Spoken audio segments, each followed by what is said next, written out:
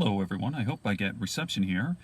Madeline is actually doing her favorite thing, antique shopping, and I'm here in the car doing some reading and doing this video recording. So I'm going to be doing a couple of video recordings on the Bible, religion, and some other things. I'm actually after this one, I'm going to be doing something on Ecclesiastes, which, in my opinion, is probably one of the most interesting books in both the Old Testament and the New Testament. It's very weird if people have not read Ecclesiastes. There's a certain sort of nihilism to it. It doesn't even seem like it belongs in the Bible. I'm looking at the image and I got stuff in my teeth, but everyone knows that I chew kratom. So, sorry, I digress. But I'm going to do that later tonight on Ecclesiastes.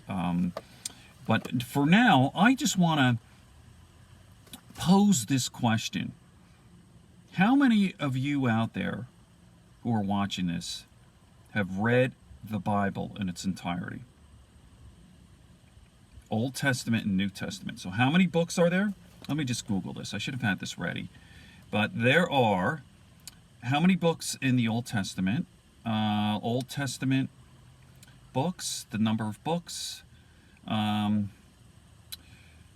I hate doing this. Okay. The number of books, but I believe there are 49, but let's just Google this. Obviously, this is Tabor Talk, and I am not scripted. Okay, so there are 39 books. Actually, there are 39 Protestant, 46 Catholic, and then there are, I believe, 27 books in the New Testament. So 39 Old Testament, New Testament. Just to be accurate here, New Testament number of books is 27 books. So you got 39 Old Testament, 39 books Old Testament, 27. How many of you out there have actually read all 39 books in the Old Testament, all 27 books in the New, from beginning to the end, from Genesis all the way to Revelation, New Testament? Be honest, like nobody, unless you're a theologian or maybe whatever. So here's the problem. I've read it. I want to be totally honest. There's some things I have not gotten to yet, but I set out. I go, I'm gonna do this thing, and boy, that was the hardest thing I've ever done. It's not like a lot of people reading there. They're looking for. Well, first of all, people are shocked if they have not read the Bible. Like, the stuff in there is outrageous. I mean, bizarre, like really, like wicked, nasty stuff, and just strange, like super odd. Like you might find a story about I forget the names, but one of the prophets who is in the woods, and these kids are making fun of him because he's bald, right?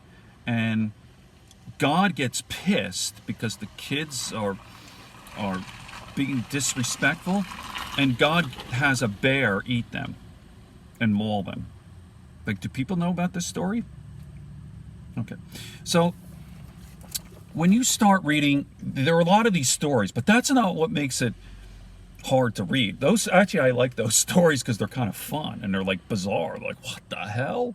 It's, you start out with Genesis, and then Deuteronomy, Leviticus, Numbers, all that. And a lot of it is just so boring, like really, and just so poorly written. And I'm like, wait a minute, isn't this supposed to be a divinely inspired text? Why is this so shitty? Why is this like the worst written thing? Like, if you were to submit this to, if you were in college, if you were to write this today, something like that, be like, I know I'm taking it out of context, be like, holy shit, dude, you can't write. You know what I mean? So there are some better books on, but you get the point here. It is one of the most wild, insane books you'll ever read, the Bible. And And when you compare that, and people have been asking me about the Quran, like, oh, the Quran's fucked up. Like, what is this 72 virgins? And I know there's some shit in the Quran. But you're like, you'll hear this from Christians, right? And they'll go like, dude, you fucking read your book? So all right, I like to keep these short, and I'm going to do Ecclesiastes next, and I hope this makes sense. Have a great day, everyone.